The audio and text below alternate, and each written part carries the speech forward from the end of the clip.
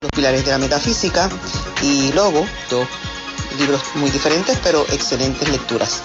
El último que leí fue Lo mejor de ti, de Joel Austin. El último libro que yo compré fue La magia de pensar en grande.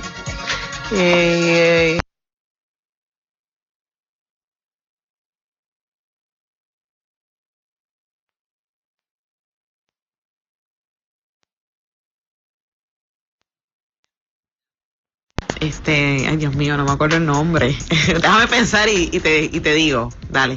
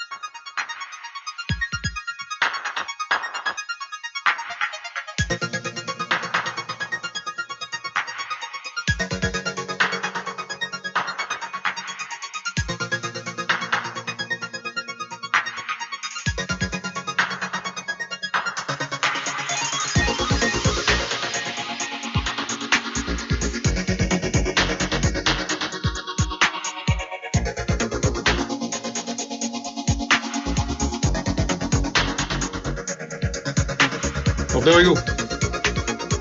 Sí, pero no se oye.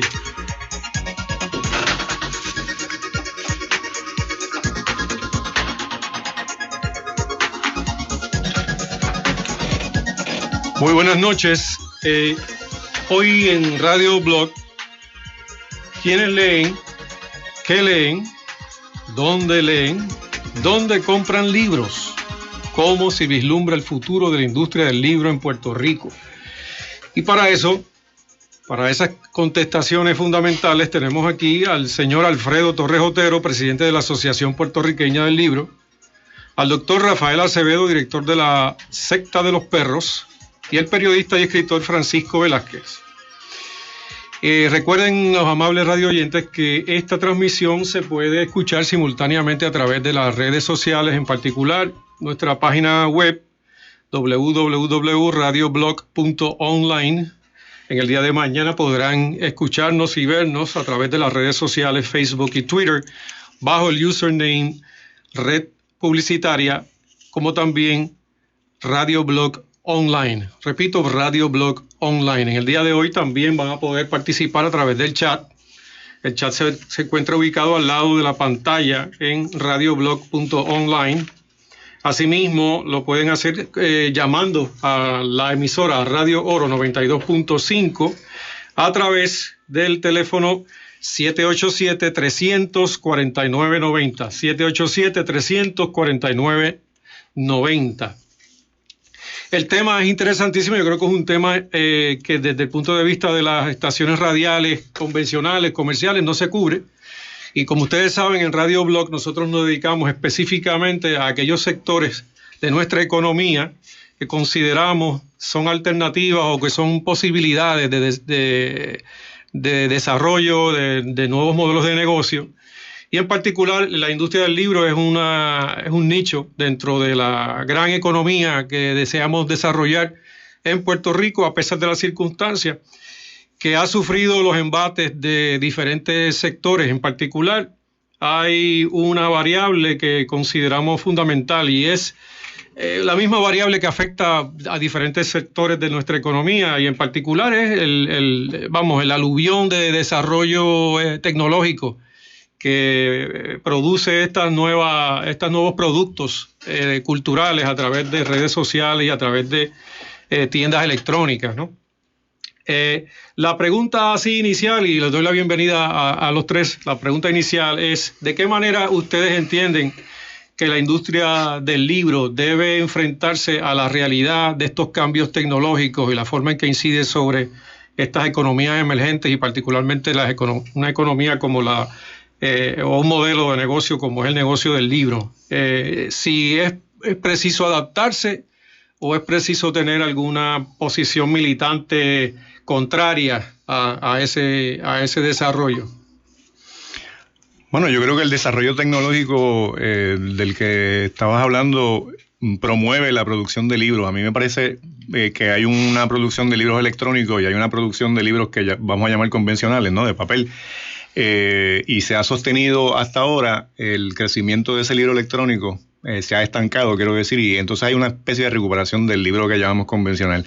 Pero hablando del desarrollo tecnológico, eso ha implicado la publicación de muchos libros y la publicación de autor, por ejemplo. Así que en ese sentido yo creo que los avances en la reproducción, digamos, de información son positivos en términos de la producción de libros.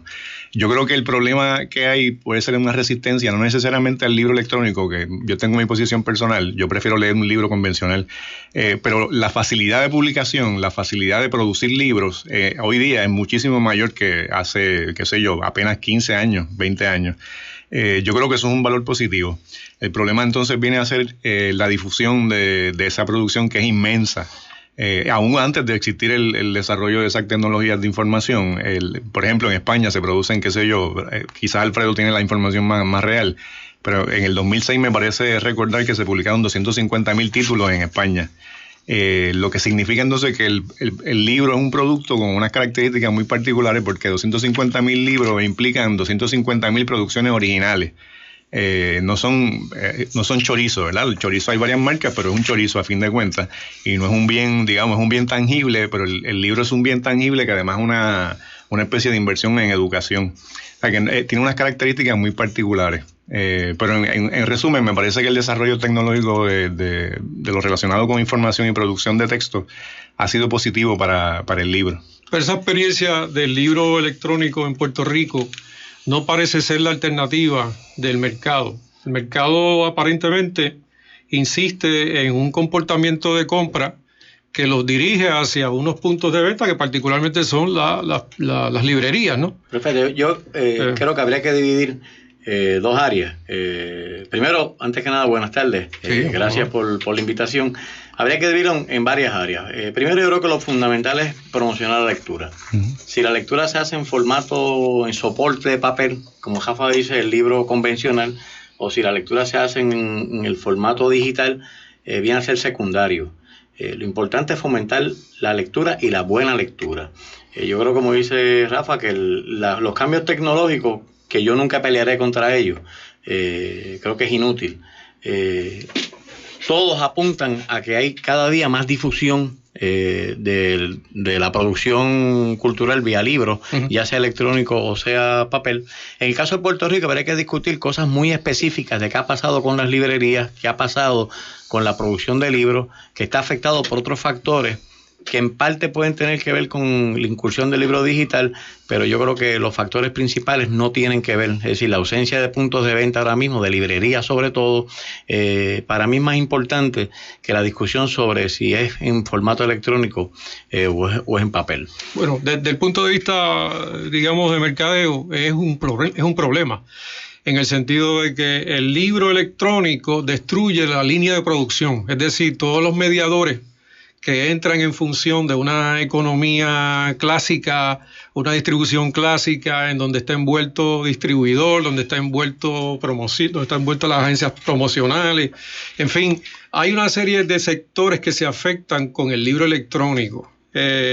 Aún así, aun cuando se puede entender que en términos de distribución favorece nuevos títulos, la difusión de nuevos productos, no necesariamente favorece a ese ciclo de distribución que incide obviamente positivamente en el desarrollo, en el movimiento del dinero nuevo, ¿no? A través de estas obras que se repiten a través del libro clásico, ¿no? Bueno, con permiso. Sí. Buenas tardes y gracias por invitarnos. Encantado de estar, que tú estés acá con nosotros. El problema del libro electrónico, por lo general la mayoría de los escritores que yo conozco, gente que trabaja, tienen su trabajo de día y escriben de noche o whatever, y entonces escriben libros y los suben a la plataforma de Amazon. Y en Amazon están nadando 8 millones de libros. Correcto. ¿Ves? Tú colocar un libro en Amazon y vender 2 libros semanales, eso es una proeza. Hay unos golpes de suerte inexplicables, alguien que captura la imaginación Pero eso no se da. Son dos, es un dato interesante que tú presentas. Yo le añado a eso el factor del idioma, porque Amazon es una plataforma que realmente se monta sobre un idioma, que es el inglés. Amazon publica en Japón y en Alemania. Sí, me refiero a mercado, digamos, americano, norteamericano, hispanoamericano. Está hablando de las Américas, ¿no? América Norte, América Sur, América Central. Sí. Y por otro lado, también existe quizá en esto una gran oportunidad, porque de hecho, ante la ausencia de una plataforma electrónica para producción en español, debería ser parte de digamos, los planes de los empresarios que están más identificados con la industria del libro, el desarrollar plataformas electrónicas para la distribución. Pero yo invertiría los polos. Yo creo que cuando se habla del libro habrá que hablar de regiones, desarrollos distintos en las regiones. Por ejemplo, en América Latina ahora mismo yo te diría que es momento de auge todavía del libro en papel, porque no se ha difundido tan ampliamente como en Puerto Rico los aparatos electrónicos. A mí en Puerto Rico el problema principal con el libro electrónico no es el libro electrónico, es la reproducción ilegal de contenido. Es decir, la secta de los perros publica, por ejemplo, una novela, un poemario, inmediatamente se escanea, se convierte en PDF y se reparte, se comparte, y por tanto la editorial no podría seguir publicando si no logra recuperación en un título como ese. Sin embargo, te tengo que señalar algo con relación a ese comentario, Alfredo.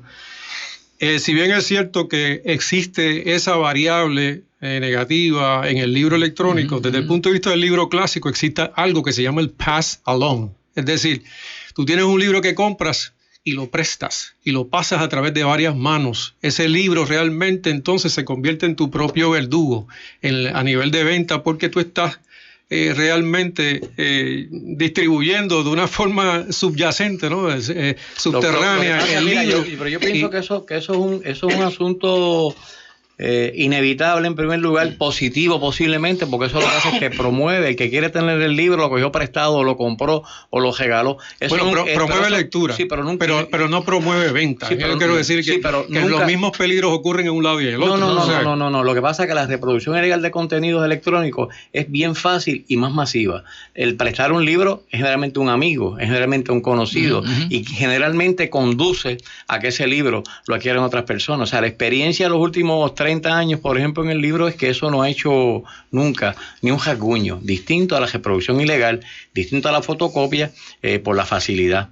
Aún así, yo creo que el problema no es la tecnología. Yo creo que el problema es otro. Yo creo que aquí la preocupación más grande que yo tengo ahora mismo en Puerto Rico es, número uno, el ver cómo se regula un poco esa reproducción ilegal. Pero segundo, cómo se restablece un tejido, un circuito cultural en el cual puedan las librerías. Ahora mismo acaba de cejar Beta Books, que duró muy poco tiempo. ¿Cómo en Puerto Rico logramos otra vez que se restablezca, luego de la salida de Borders, que es un antes y un después, un circuito en el cual pueda circular lo que se va produciendo, por un lado? Segundo, no hay estadísticas fijas, ¿verdad?, que yo conozca, pero cerca del 80% del libro que se vende en Puerto Rico es importado. Y venía de España, de México, de Argentina, mucho de Estados Unidos, cada día más de Estados Unidos, y una buena parte, difiere un poco lo que planteaste, viene a través de Amazon. Amazon no tiene idioma. Amazon maneja en el idioma que se publica, etcétera. Ahora, yo creo que las librerías son lugares de encuentro, son lugares de conversación, son lugares de difusión cultural como elemento principal del libro. Un libro que tú publicas en Amazon tiene una circulación bien limitada respecto al libro que está presente en las librerías. A menos que tú seas una mega estrella, o a menos que tengas una maquinaria publicitaria detrás que te promociona, y ya lo mismo puede ser Stephen King, que es el Pancho Velázquez, el que vendería miles de copias. Precisamente cuando hablaba de la plataforma electrónica, me refería al hecho de que el libro local, como muy bien se dice Francisco, el libro local no vas a conseguir venderlo a través de Amazon. Estás hablando de un universo inmenso de alternativas, pero sí lo podrías hacer si desde el mercado local consigues hacer una promoción electrónica, incluso hasta en Amazon, porque también aquí hay una forma muy particular de pensar el libro. El libro para la venta en Amazon no es una experiencia necesariamente individual, no es un autor publicando sus libros. Incluso La Tertulia podría tener una tienda en Amazon, que pudiera vender a través de Amazon. Y entonces sí tienes un mercado, un funnel, porque llamamos el funnel, local, que le permita entonces el acceso al autor a una mejor posibilidad de venta, ¿no? A través de una tienda electrónica en una plataforma millonaria, una plataforma poderosa como la de Amazon. A eso es a lo que me refiero, ¿no? Yo tengo entendido, con el permiso, a dejar los topos un momento. Claro que sí. Estoy perdiendo. Yo tengo entendido que los libros de Amazon, los que se suben a la plataforma, no son copiables. Hay gente que trata de subirlos y de algún modo lo que suben es un PDF. Y el PDF se puede descargar, pero un libro de Amazon me han dicho, es imposible de copiar. Un libro de Kindle que tú bajas, a menos que tú coges el libro y los escribas. Yo creo que hay un punto que debe plantearse. La venta de libros electrónicos se reduce, o sea, se mantiene creciendo hasta un momento, pero si buscan los datos reales en Francia, en España y aún en Puerto Rico, se detuvo ese crecimiento y hay un regreso del papel, del libro en papel, del libro que yo llamo convencional. Así que en ese sentido yo pienso que hay que pensar también en cómo recuperar ese mercado, que es el libro convencional, y no pensar demasiado también en que ya el libro convencional desapareció porque existen los libros electrónicos y el mercadeo electrónico. Yo creo que hay que pensar también, igual que Amazon abre una librería por la misma razón, porque Amazon no tenía librería, ahora está abriendo librería porque hay una especie de regreso a ese nicho de mercado. En una librería uno establece no solamente comunicación con libreros, establece relación con otros escritores. De las librerías es que surgen los proyectos editoriales. Ese tipo de relación que existe entre libreros, editores y escritores se da en una librería. Entonces yo creo que hay que también trabajar en eso, ¿no? En que las librerías mantengan ese espacio de discusión, ese espacio de difusión de ideas, porque eso no se da en el libro electrónico y ni se da en Amazon, ¿verdad? Tú no te puedes reunir en Amazon a chatear. Fíjate, Rafa, yo te diría que eso ha ido cambiando un poquito. Si hablamos de lo que se llaman los nativos digitales, ¿verdad? La generación nuestra, ¿no? Nosotros aprendimos a leer en papel. Yo, por ejemplo, tengo un aparato electrónico, leo lo que no consigo inmediatamente en papel y me da trabajo. Oye, tengo un aparato electrónico que es de primera, ¿verdad? Yo creo que la insistencia debe ser en la formación de lectores, en la producción de buena literatura. Si el formato es digital o es papel, depende fundamentalmente del lector y de su gusto. Por ejemplo, a mí se me hace muy difícil leer electrónicamente. Oye, acabo de leerme una novela de 900 páginas porque no llegaba rápido, la leí en la computadora, ni siquiera en un lector digital, pero es por la fiebre. Pero tengo el libro y prefiero el libro. Estoy leyendo ahora mismo un libro, que es un libro sobre los españoles en Cuba en el siglo XX, que va a tardar en llegarme y como tengo prisa en saber lo que contiene, lo compré electrónicamente. Es decir, yo creo que una cosa potencia a la otra, pero depende fundamentalmente del gusto. Por ejemplo, yo voy a leer las novelas de Pancho. Yo prefiero leerlas 1000 veces en papel, o la poesía de Rafa Acevedo. La leo en papel, aunque pueda estar disponible. Es una opción muy individual, por eso insisto en que el detalle está en la formación de lectores y que el lector decide en qué formato. Y segundo, que en el caso de Puerto Rico, pues, el cómo uno restablece, cómo uno logra que nuevamente pueda haber lugares de venta de libros, librerías, como lugares de encuentro, como Rafa sostiene, las librerías como lugares donde nacen precisamente las editoriales. O sea, Huracán nace de la tertulia, por ejemplo. Secta de los Pesos, yo creo que nació entre Mágica, la tertulia, Norberto González, la de Río Piedra. AC nace conjuntamente con Libros AC, y así por el estilo, porque son proyectos que van generando otras necesidades, otros gustos. Y yo ahí hace poco participé en una actividad con una amiga que es de las directoras de la Feria de México, y decía que discutir si el formato es electrónico o en papel es como discutir si el jabón está envuelto en seda o en papel cuando hay sequía. Lo importante es que haya agua, que haya lectores. Dos preguntas que lanzo al aire y cualquiera de ustedes que me lo quiera contestar. ¿Por qué necesariamente el punto de venta de un libro tiene que ser una librería? Y no quizás se ubica esta experiencia de la venta del libro fuera del contexto de una librería, como por ejemplo la experiencia de ir a un supermercado y tú vas a un estantillo y ves libros.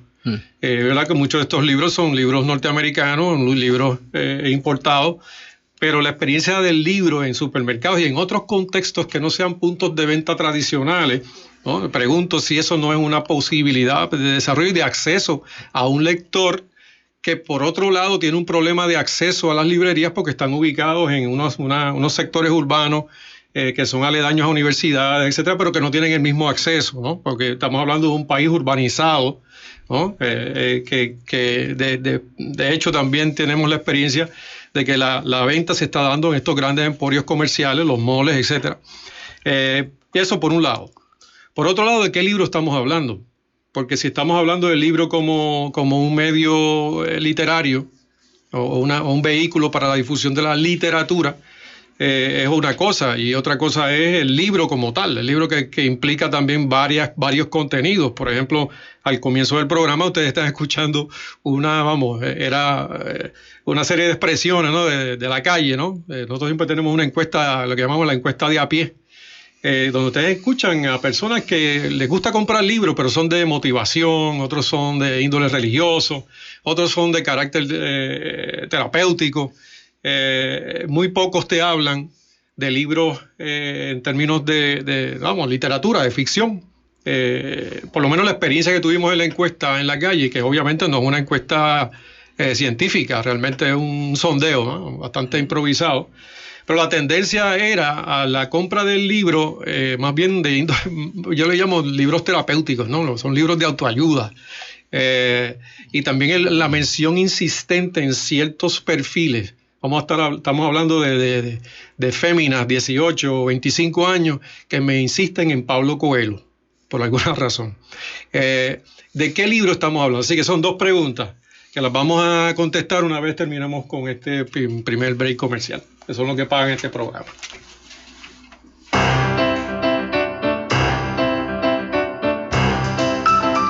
Estás escuchando Radio Blog, sintonizando contigo.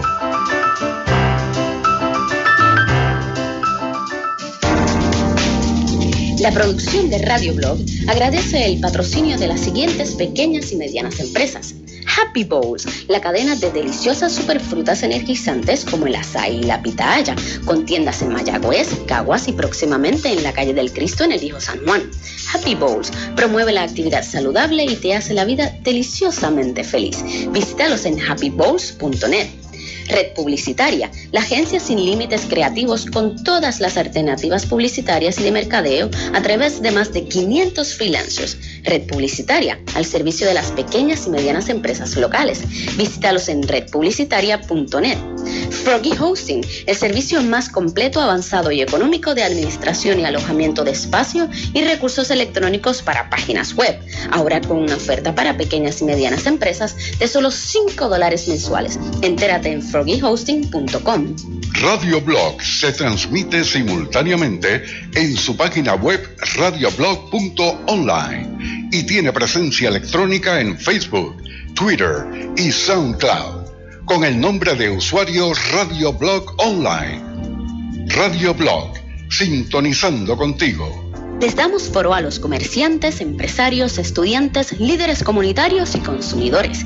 La gente de a pie opina en Radio Blog.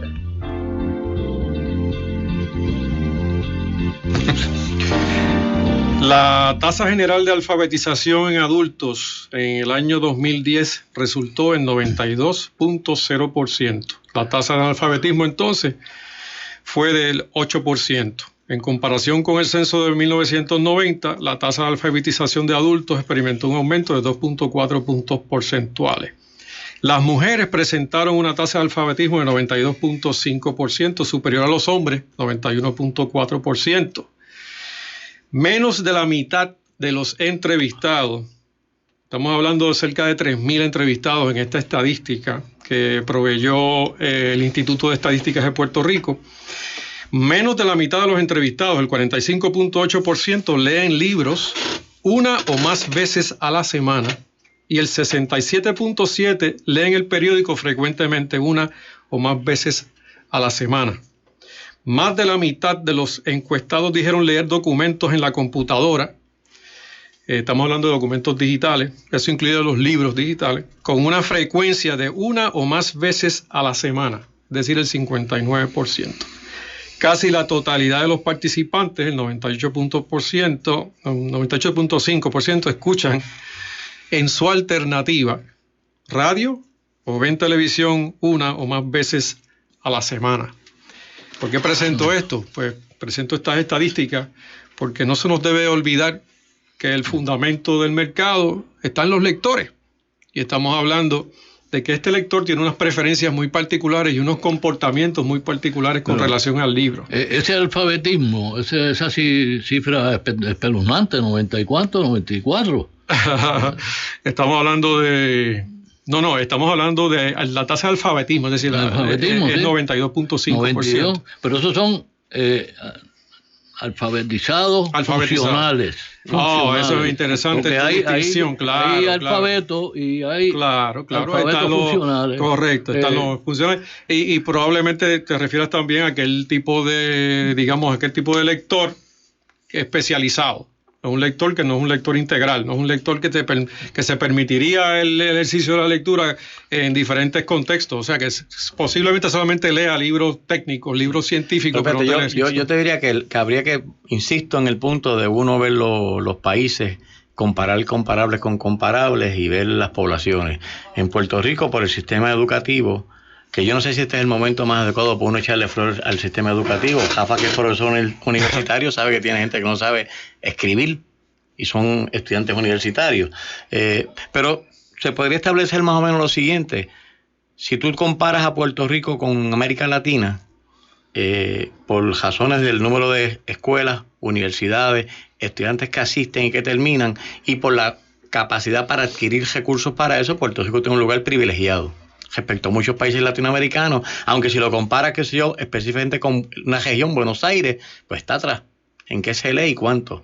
Pero son poblaciones, países que tienen 40, 50 millones de habitantes. Puerto Rico somos 3.5, por tanto, el porcentualmente puede ser más alto. Ahora, lo que yo creo que sería importante es, más que esa estadística, que muchas veces yo le tengo cierta desconfianza porque los números, yo tengo un amigo economista, y lo voy a citar aquí, él me va a criticar, Francisco Catala, que me dice que los números son como los torturados, tú los aprietas y dicen lo que tú quieres. Entonces yo a las estadísticas le tengo cierta desconfianza. Ahora, sí se ha demostrado en los últimos por lo menos 20, 25 años que en Puerto Rico ha habido un movimiento grande de libros y librerías. Se ha incrementado, a un nivel que uno no sospechó hace 20 años, la producción de libros locales, editoriales pequeñas, con pocos recursos, con una buena producción. Lo que decía Rafa ahorita, que en Puerto Rico ha aumentado, posiblemente más allá de lo que a veces uno esperaría o quisiera, la producción de autoautores, o sea, autores que se autopublican por la facilidad de la publicación. Claro, mucha gente publica con la expectativa de vender miles y miles y miles. Mira, hay libros que si tú vendiste 200, 300, me parece que eso es fenomenal, porque en lugares de 10, 15 millones de habitantes vendiste 200 y es un éxito. O sea, que todo siempre habría que verlo en un contexto específico. Y Puerto Rico significó hasta un momento dado, porque, insisto, ¿verdad?, unas cosas muy particulares de los últimos 4 o 5 años del mundo del libro en Puerto Rico, que respecto a muchos lugares de América Latina o el Caribe, sacando el caso cubano, que es un caso bien distinto, donde hay que discutir otros asuntos, hay una cantidad de lectores bien alta, especializados, gente que lee revistas, gente que lee libros más especializados, y por los números que tú vendes, por ejemplo, de escritores que no son para venderse en Walgreens o en farmacias, debo decir, como Saramago. Oye, tú vendes 5 o 10 mil ejemplares de un título, que es un número importante para una población tan pequeña. O sea, que hay público lector sofisticado a ciertos niveles. No sé si se está perdiendo, se está ganando, si la gente está leyendo más o está menos. Lo que sí sabemos es que hay menos lugares donde adquirir los libros. Y yo insisto en que ese es el punto, ¿verdad?, más importante. Se está publicando bien. Era la referencia a los puntos de venta. Esa es una de las porque se ha reducido la cantidad de librerías, pero eso no significa que no se pueda aumentar los puntos de venta, que es un asunto también que es de mercadeo, que eso habría que... Y no es incompatible tener, por ejemplo, librerías con kioscos. Tener librerías con puntos de venta en farmacias, en gasolineras. Tú vas a alguna gasolinera y tienen un stand. Posiblemente no están los libros que yo quiero leer, pero hay libros que a mucha gente le interesa, y si están allí es porque se venden. Aquí en Puerto Rico hubo la experiencia de una empresa que se llamó Acron Books, el dueño Teo Rolón, donde su interés era cómo él podía meterse en el centro comercial, que es el lugar donde está el volumen de gente, pero sin pagar la renta horrible que supone un centro comercial donde tú tienes que vender cantidades bochornosas de libros para subsistir. Y él lo que hizo fue que instaló una especie de cajetones en 7 lugares.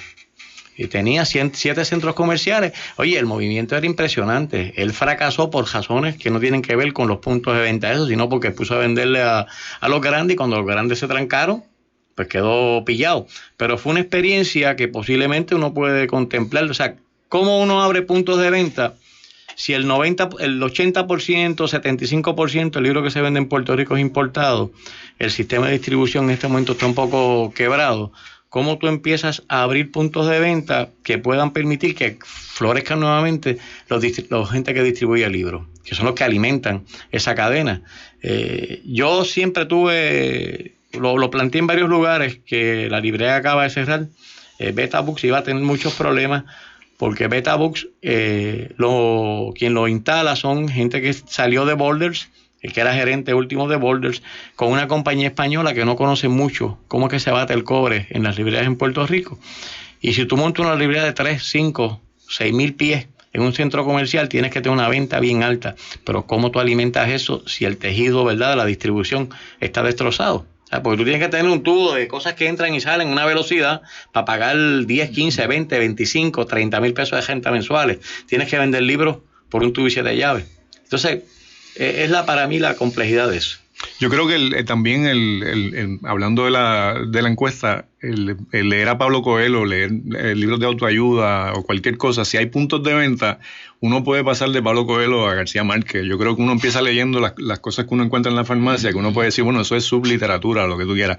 Perfecto, pero estás leyendo. Sí, y en algún momento te vas a encontrar con un tipo de texto que es quizás más complejo, más sofisticado, y uno se va entonces como que convirtiendo en un lector que tiene una amplitud de mira un poquito más alta, ¿verdad? No estoy diciendo con eso. ¿No será que no se ha hecho el trabajo de promocionar estos títulos en esos puntos de venta? ¿No será que ese libro no llega al estantillo? Fíjate, yo lo que pienso es que te digo por la experiencia mía de 20 y tantos años. Por ejemplo, las librerías todas son importantes, pero las librerías tienen un perfil que se hace a base del público que atiende. Si tú tienes una librería universitaria, tiene unos requerimientos de lectura distintos al del centro comercial, distinto a tal sitio, y las librerías se forman con ese perfil. Si tú quieres leer, por ejemplo, a Coexi, que es un premio Nobel importante, pero no es de fácil lectura, pues tú lo vas a encontrar en librerías más especializadas o en librerías. Es bien raro que lo encuentres en un kiosco donde no existe alguien que puedas conversar y que te diga, mira, Coexi es importante porque sus obras son esto y esto otro. Es el porqué. Pero te pregunto, Alfredo, ¿no crees que el lector, que es quien finalmente va a determinar la suerte de este mercado, tiene que pasar por unos procesos de sofisticación y de sensibilización de tal forma que supere una lectura, a lo mejor técnica, a lo mejor científica, especializada, a una de literatura de alto valor, ¿no? Artístico, y que esa visión impide el desarrollo de la madurez.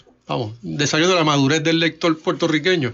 ¿No sería mejor tener obras de Francisco Velázquez, de Rafael Acevedo, en esos estantillos en que generalmente se considera que es inusual? Ojalá y se pudiera. Yo lo que creo es que no es incompatible. Y entre más puntos de ventas tenga, lugares de acceso a esa literatura, más se va a ampliar. Es como tú desarrollas eso y que se sostenga.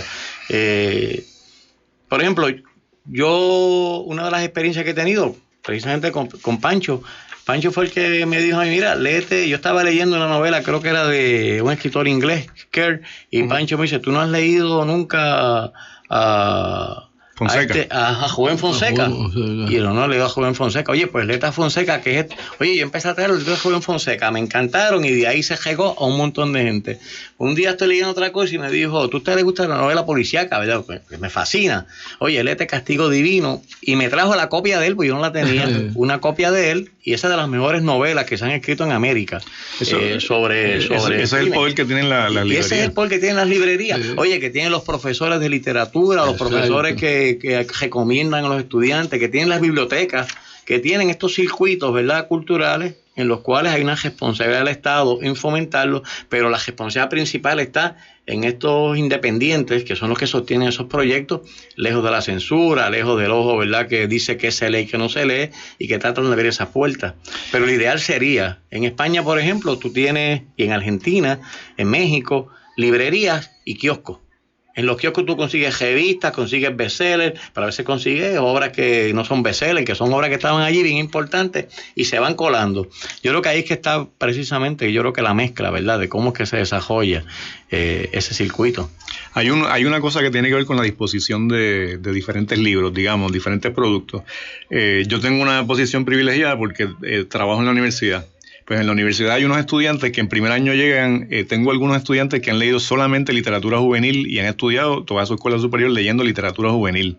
Es decir, literatura para niños de 14 años, un manga son de 17. Bueno, llegan a la universidad sin haber leído nunca literatura, digamos, literatura que no sea para niños, ¿verdad? Por ejemplo, el semestre pasado les doy La Marea de los Muertos de Francisco Velázquez.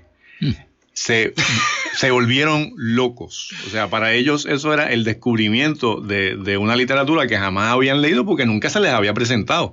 Eso no es un libro que puedan leer los niños. Bueno, pues son adultos, ¿no? Entonces están leyendo un libro adulto que lo pueden leer con absoluta tranquilidad y libertad y que les pareció una maravilla. ¿Por qué les pareció una maravilla? Bueno, porque vino un tipo ahí autoritariamente y les dijo, léanse esto porque es obligatorio, y les voló la cabeza. Si hubiese disposición de esos libros en otros puntos de venta, en la farmacia, por ejemplo, claro. ¿Por qué Dolores Cardona, la serie de detectives que escribió Francisco Velázquez, no está en una farmacia? En una farmacia eso sería un palo, porque son libros, novelas cortas, novelas de detective, y es una detective, además que es una detective que el personaje es una maravilla, ¿verdad? Es sexy, es inteligente, es violenta, etcétera. Pues eso lo pone a disposición de un público, y yo te aseguro a ti que hay un montón de lectores que van a seguir leyendo literatura detectivesca y van a seguir deseando ese producto.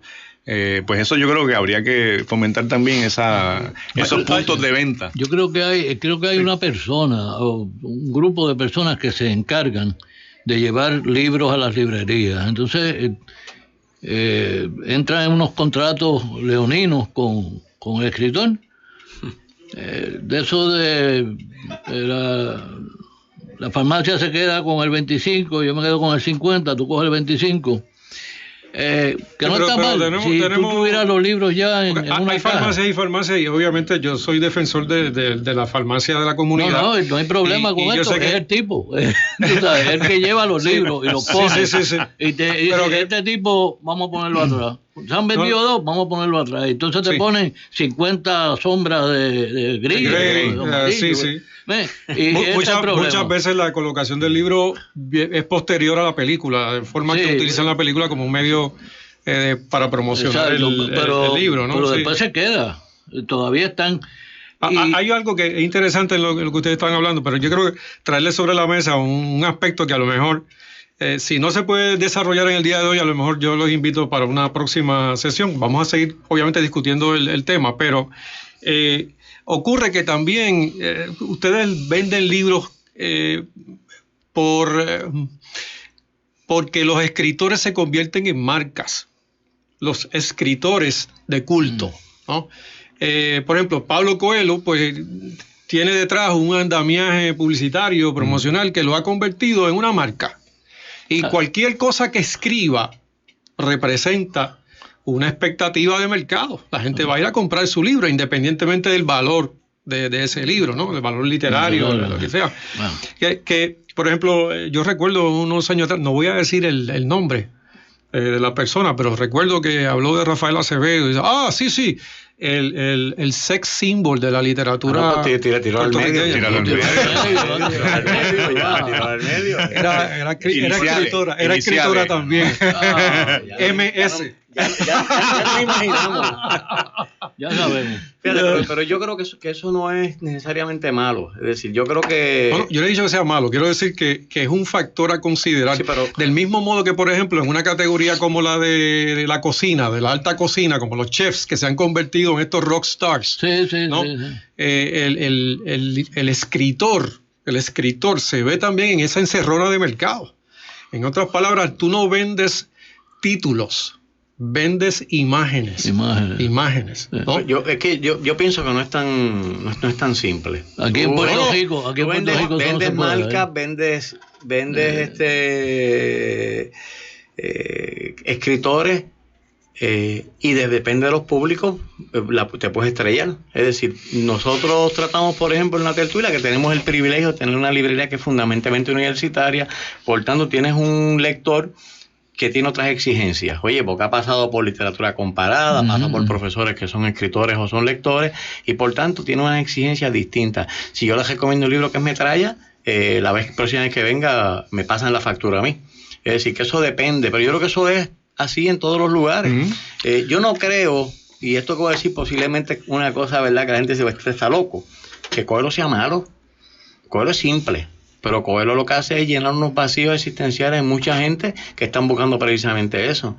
Y posiblemente lo que decía Rafa ahorita, una vez leíste a Coelho, te gustó, yo te voy a recomendar que leas uno que yo sé que está por encima, que es más sofisticado, que no es sopita de pollo para el alma, aquellos que se vendían por drones, ¿verdad? Definitivamente. Pero Coelho le resulta empático al punto de venta. Porque Coelho le mueve. Lo que pasa es que, por ejemplo, si tú estás en una librería que se quiere pagar una agenda bien alta, donde tienes un público que la exigencia no va a ser discutir a Freud, lo que quiere discutir autoayuda. De hecho, Coelho es el hijo de Ocmandino. Esa cosa que Ocmandino, que no es grande del mundo, tiene otra fábrica. Pues mira, tú estás buscando un público que te tiene otras exigencias, y tú como librero, como profesor, como escritor en el caso de Pancho, lo que estás buscando es siempre elevar ese nivel, es tratar de llevarte a un nivel más arriba, a un nivel donde, oye, si te gusta Isabel Allende, yo te voy a recomendar Laura Restrepo. Que te lea el original, García Márquez. Exactamente. Y claro, y por ejemplo, una de las cosas que eso me ha costado pelear incluso con amigos, yo tengo gente que dice que no lee literatura puertorriqueña, no leen los escritores locales, yo los leo. Digo, no a todo el mundo, porque como en todos los lugares, oye, hay de todo. Ahora, yo creo que la literatura siguen siendo nacionales, no nacionalistas. Y hay unos guiños, unos registros en la literatura que yo quiero saber cómo es que Rafael Acevedo, cómo es que Pancho Velázquez leen el país. Y yo se voy a tener identificación porque me formé dentro de ese grupo, me formé en esa generación. Por tanto, yo trato de privilegiar al escritor puertorriqueño en muchos aspectos, tratando de oye, porque la literatura es tú recrear tu vida, es tú recrear los entendidos que tú tienes de la vida, y quién mejor que ese que está contigo todos los días y que tú tienes una responsabilidad de que eso se siga desarrollando. Y eso cuando tú encuentras paralelos en otros lugares, por ejemplo, en Puerto Rico funcionan bien los colombianos, funcionan bien los cubanos. Oye, sí, los colombianos, es un fenómeno. Yo creo que hay algo culturalmente en el cual hay unas formas de comunicación, hay unos entendidos que tienen ciertos parecidos. De otros lugares no funcionan. La marginalidad. Hay lugares que no funcionan, pero aquí funcionan muchos de estos escritores donde aparentemente hay unos guiños, ¿verdad? Hay una seña. Yo no sé, Rafa, tú que le has dado más chola a eso. ¿Cómo es que funciona? No, yo estoy de acuerdo contigo. Yo creo que la literatura puertorriqueña, y de nuevo, no por una cuestión nacionalista, sino porque es una literatura nacional, ¿verdad? Que son dos cosas diferentes. Hay una identificación con ese texto, lugares, experiencias, etcétera. Pero yo quería volver a lo que planteó José sobre hacer la marca. A mí me parece que eso sería positivo. No necesariamente hacer una marca como un rockstar, pero sí hacer una marca de literatura puertorriqueña de cierto nivel. Digamos, hacer ese juicio crítico. Yo creo que es necesario que exista una publicación periódica, por ejemplo, que existan programas de radio, que se hagan actividades, que se hagan ferias pequeñitas, que se hagan ferias grandes, es decir, ese tipo de ejercicio y crear esto no rockstars, ¿verdad? Pero bueno, escritores de marca, sí, eso es posible. Yo creo que eso se puede hacer y hay el deber de hacerlo. Y yo siempre he sido juicio crítico, ¿verdad? Porque hay rockstars que no valen la pena y hay rockstars que son la gran cosa, ¿no? Vamos a hablar de eso en la próxima sección. Vamos a pasar una pausita y regresamos con el tema.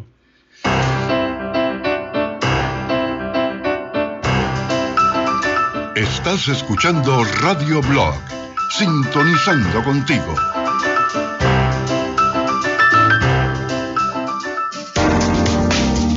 La producción de Radio Blog agradece el patrocinio de las siguientes pequeñas y medianas empresas: Happy Bowls, la cadena de deliciosas superfrutas energizantes como el açaí y la pitaya, con tiendas en Mayagüez, Caguas y próximamente en la calle del Cristo en el Viejo San Juan.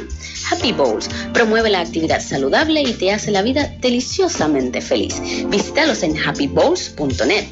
Red Publicitaria, la agencia sin límites creativos con todas las alternativas publicitarias y de mercadeo a través de más de 500 freelancers. Red Publicitaria, al servicio de las pequeñas y medianas empresas locales. Visítalos en redpublicitaria.net.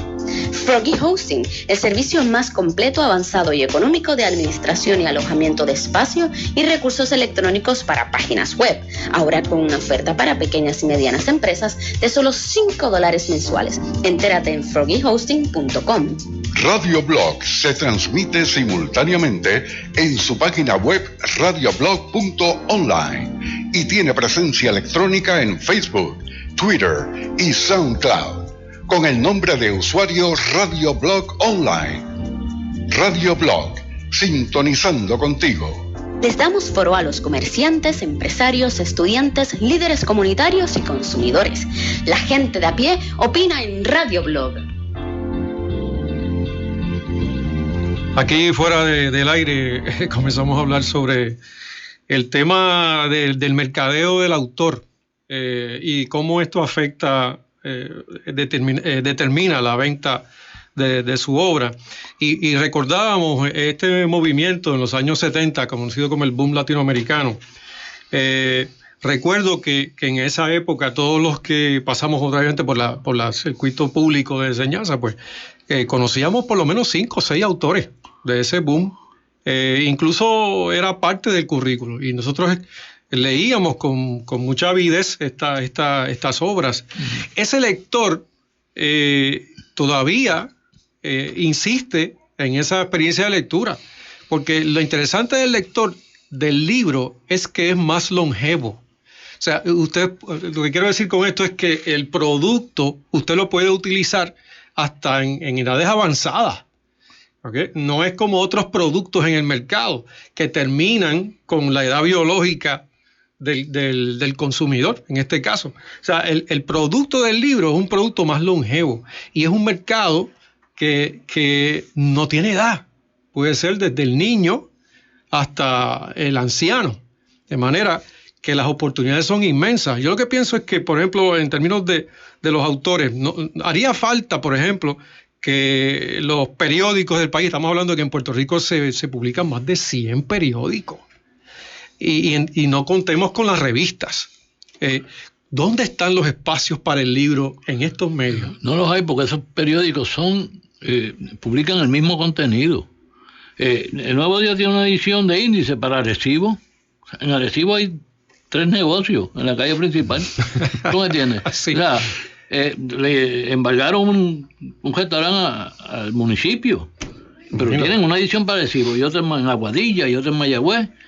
Y es el mismo contenido. El problema que hay en los periódicos ahora mismo es que no tienen gente que les produzca contenido. Por eso es que buscan. El contenido es importante porque si tú no tienes contenido no puedes lanzar un proyecto. Es una prensa banal. Vamos a estar claros, es una prensa banal. Cuando usted ve los titulares en los periódicos principales en este país, sobre todo son periódicos que insisten en la noticia mórbida, en la noticia violenta. Hacen una distinción entre lo que es soft news y hard news, que está más determinado por factores de mercado, por la necesidad que tienen de vender el periódico, los espacios. Yo no me atrevería, ¿verdad?, concluir de esa manera. Yo lo pondría, lo veo de esta manera. Para mí es innegable que los niveles, ¿verdad?, de rigurosidad en la prensa han ido bajando. Los espacios culturales, no solo en la prensa, sino en las estaciones de radio y de televisión, han ido bajando. Pero tienen que ver, yo creo que a partir del 2006, cuando comienza la crisis, el campo cultural en Puerto Rico quedó bien desprotegido. Y no se logró recuperar ese espacio. Yo creo que el periodo de gloria... ¿Por qué tú estableces ese año como un punto de partida? Porque el 2006 yo creo que es el punto cuando el gobierno cierra, bajo la administración de Aníbal Acevedo Vilá, es un punto donde hay un descenso instantáneo en mucha actividad comercial y buena parte de la actividad cultural también pierde su apoyo. ¿Y tú piensas que eso no se ha recuperado? Que no ha se ha recuperado. Yo creo que incluso el campo cultural está pasando un periodo bien crítico. Tú lo ves con el recorte de recursos a las universidades, al Instituto de Cultura, Instituto de Cultura, los programas, por ejemplo, de teatro. Es decir, el campo cultural en esta crisis ha sufrido posiblemente uno de los embates más duros y desprotegido, con poca gente que lo defienda. Pero probablemente tú crees que la prensa no ha reflejado eso justamente, y lo que ha hecho es limitar cada vez más los espacios que se dedicaban, por ejemplo, a la crítica cultural, a la reseña de libros, y es un campo debilitado que no ha logrado recuperarse en un periodo que va ya casi 10 años. Es un periodo crítico. O sea, lo que uno tiene que ver, aparte de uno lamentar y explicar la situación, de qué manera podemos ir saliendo de ese impasse, de ese momento, ¿verdad? De ese bajón, ese slump, como dicen ustedes los peloteros, capaz. Es un slump.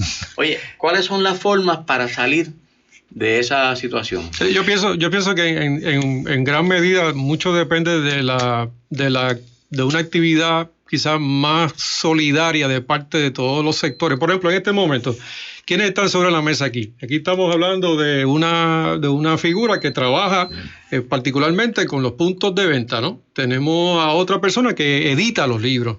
Tenemos a otra persona que escribe el libro. Ese diálogo en Puerto Rico existe. ¿Dónde están los foros para lograr esa... En Puerto Rico también se redujeron los foros donde hay esa discusión, porque inclusive en la universidad se redujo esa posibilidad de diálogo entre, no digo yo escritores, entre intelectuales, los que sean. Pero yo no quiero terminar sin hablar de la crisis. En Puerto Rico, en el 2016, cuando se empieza a pagar la deuda, porque como sabemos, el gobierno dice que no va a pagar la deuda, pero la paga, o es impagable, pero la vamos a pagar, que es un contrasentido. Pues bueno, uno de los campos que va a recibir los primeros impactos son precisamente educación y salud. Y en educación, pues podemos hablar entonces de esto, pero no es un momento como para decir, bueno, pues nos llevó quien nos trajo, no, por el contrario, lo que hay que hacer es cómo recuperamos esos espacios, sin contar necesariamente con el favor del gobierno. ¿Y qué pasa con la inversión privada? ¿Y qué pasa con la autogestión? Pues hay que crear esos espacios. El periódico, por ejemplo, el periódico no publica reseñas y no publica nada sobre literatura y cultura. Bueno, pues vamos a hacer una revista, vamos a hacer una cooperativa, hacemos una revista. Yo creo que hay que ser bien creativo y militante con respecto a la cultura, no se vayan a asustar. Y yo creo que eso es un espacio que está vacío, que permitiría ese tipo de trabajo, ¿no? De producción. Yo insistiría en un punto que tú señalas ahí, sobre todo que no dependa del gobierno, porque si va a depender del gobierno, y lo hemos visto en estos últimos 10 años, el campo cultural, el campo educativo no es la prioridad, desde mi punto de vista. No, ni lo va a hacer. Por tanto, va a requerir que se empuje mucho para que se cumpla con una responsabilidad que imagínate, un país... que se le asigne, por ejemplo, recursos a las bibliotecas. Aquí ha habido gente que ha clamado porque las bibliotecas se le quiten recursos. Es decir, escritores que han planteado, pero ¿de qué está hablando? Lo que tiene es que modernizarla y darle más recursos, cosa de que haya más lugares de acceso del público general a los lugares culturales, que se creen programas de lectura, que le asignen recursos y efectivamente se utilicen en el Instituto de Cultura, en Bellas Artes, diferentes lugares en los cuales se puede incentivar. Por ejemplo, aquí se hizo una cosa yo creo que importante, y es que en el 2006, que fue el año que señalé como crítico, que se impone el impuesto al consumo, se le puso impuestos al libro por primera vez. Pues se ha logrado que se le quite completamente los impuestos. Pues, ¿qué otras medidas debemos buscar para que se auxilie? No que el gobierno lo resuelva, pero que se auxilie esa gestión y eso que dice Rafa, cómo incentivamos, por ejemplo, al sector privado para que vea el sector cultural como un sector importante, que la cultura no es un relleno. Es fundamental para la vida espiritual de los pueblos, para el crecimiento. Hacer la apuesta en el campo cultural es una apuesta segura a una forma incluso de superar las crisis económicas. No, definitivamente. Si hay un recurso natural en este país es el creativo. Y la forma de monetizar esa creatividad es una alternativa viable, totalmente realista y sobre todo es necesaria. Y de alguna manera, y esto no quiero que lo interpreten mal, ni ustedes ni los que están escuchándonos a través de la estación, este espacio es un espacio que se toma por asalto, no un asalto violento, pero sí es una iniciativa directa y tuvo una respuesta de parte de los administradores, de forma que este espacio se logra precisamente con ese emprendimiento. Y yo les invito para que el sábado próximo, si quieren continuar con esta discusión, que regresen. A mí me interesa muchísimo que desarrollamos este tema. Todavía hay muchas áreas que podemos cubrir. Así que los invito para el sábado próximo. Yo sé que Pancho tiene que venir de Arecibo y se le hace un poquito más complicado. Pero vamos, te buscamos un chofer y te traemos hasta acá. Con esta cifra de alfabetización yo estoy entusiasmado. Te buscamos un chofer o un cadre aquí en Río Piedra para que duermas aquí en Río Piedra. Cadre más. Y yo creo que se debe retomar esa idea que Rafa ha planteado en varias ocasiones y es, oye, ¿qué tal si hacemos una revista cultural? Oye, que puede ser radial, que puede ser en internet, que puede ser escrita. O sea, ¿cómo empezamos poco a poco a buscar lugares en los cuales se fortalezca esto? Y entonces uno recabe el apoyo de la empresa privada, del gobierno, oye, de mecenas. Aquí en Puerto Rico hay cierto tipo de mecenas. Yo quisiera que fuera más, lo encuentro limitado, pero existen esos lugares donde acudir para eso. En la República Dominicana hay un banco que tiene a un poeta que trabaja específicamente como el tipo que busca inversores privados para industrias culturales. Pues en Puerto Rico yo creo que hay un banco que se pasa hablando de que es el mecenas de la cultura, que debería trabajar también con el libro y con la producción editorial. Es una sugerencia. Interesante, eso es lo que quisiéramos discutir para el próximo sábado. Vamos a traer proyectos, vamos a traer ideas, soluciones a la situación del libro, en particular en Puerto Rico. Y con eso nos vamos. El compromiso está ya establecido sobre la mesa. Nos vemos entonces el próximo sábado con el tema de la industria del cine, parte 2. Muy buenas noches. Perfecto. Que coge los topos.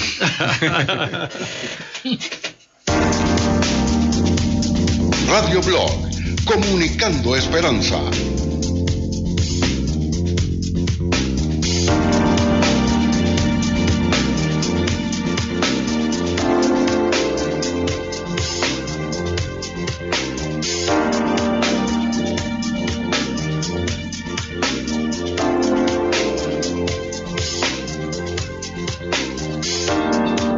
Oro 92.5 no se solidariza necesariamente con las manifestaciones vertidas en el programa que acaban de escuchar. 92.5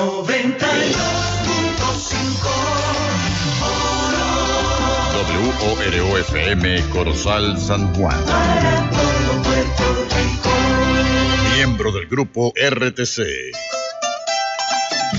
Te invitamos a escuchar en Decimanía de Puerto Rico, la muestra más exquisita de nuestra música típica tradicional, en la voz de nuestros trovadores y trovadoras y en las manos mágicas de nuestros grandes músicos.